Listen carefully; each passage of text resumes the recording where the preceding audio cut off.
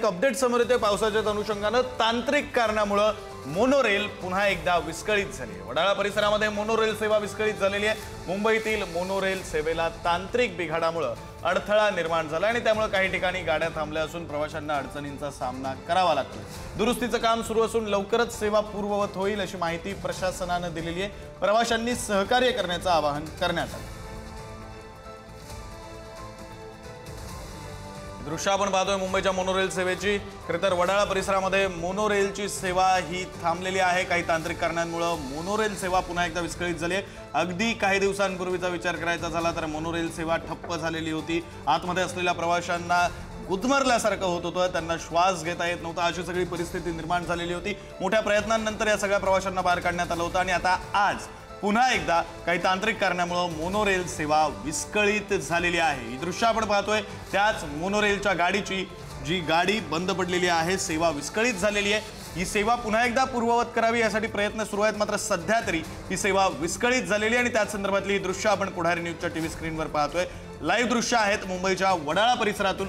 वडाळा परिसरामध्ये तांत्रिक कारणामुळे मोनोरेल पुन्हा एकदा विस्कळीत झालेली आहे। मोनोरेलची सेवा वडाळा परिसरामध्ये मोनोरेल सेवा विस्कळीत झाली आहे, तर मुंबईतील मोनोरेल सेवेला तांत्रिक बिघाडामुळे अडथळा निर्माण झाला आहे। त्यामुळे काही ठिकाणी गाड्या थांबल्या असून प्रवाशांना अडचणींचा सामना करावा लागतोय। दुरुस्तीचं काम सुरू असून लवकरच सेवा पूर्ववत होईल अशी माहिती प्रशासनाने दिली आहे। तर प्रवाशांनी सहकार्य करण्याचं आवाहन करण्यात आलेलं आहे। ही मोनोरेल संदर्भातली अपडेट आपण पाहिली। मुंबईमध्ये दुसरीकडे तुफान पाऊस सुद्धा बरसतोय। तर मोनोरेलची सेवा विस्कळीत झालेली आहे, त्या संदर्भात बोलण्यासाठी आपले प्रतिनिधी सुशांत पाटील फोन लाईनवरून जोडले गेलेले आहेत। सुशांत, खरं तर काही दिवसांपूर्वीचा विचार करायचा झाला तर अशीच मोनोरेलची सेवा थांबली होती आणि त्यानंतर आतमध्ये असलेल्या प्रवाशांना श्वासही घेता येत नव्हता। मोठी वाईट परिस्थिती निर्माण झालेली होती, रेस्क्यू ऑपरेशन करावं लागलं होतं। आता नेमकं काय झालंय, किती वेळापासून मोनोरेल सेवा ठप्प आहे? नक्कीच विक्रांत, तू जसं म्हणालास तसं मागच्या वेळेस सुद्धा मुसळधार पाऊस सुरू झाला होता, त्यावेळेस देखील मोनोरेलनी अशाच पद्धतीने बंद पडली होती आणि सगळ्यांना रेस्क्यू करण्यात आलं होतं। मोठ्या प्रमाणात त्यावर असे बंद पडलेली।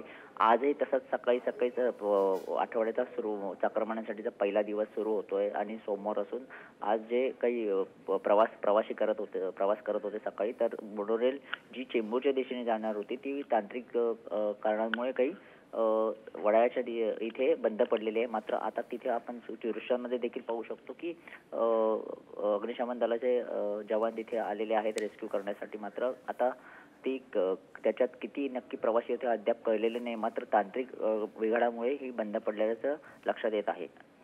विक्रांत, बरं, धन्यवाद सुशांत या सगळ्या सविस्तर तपशिलांसाठी।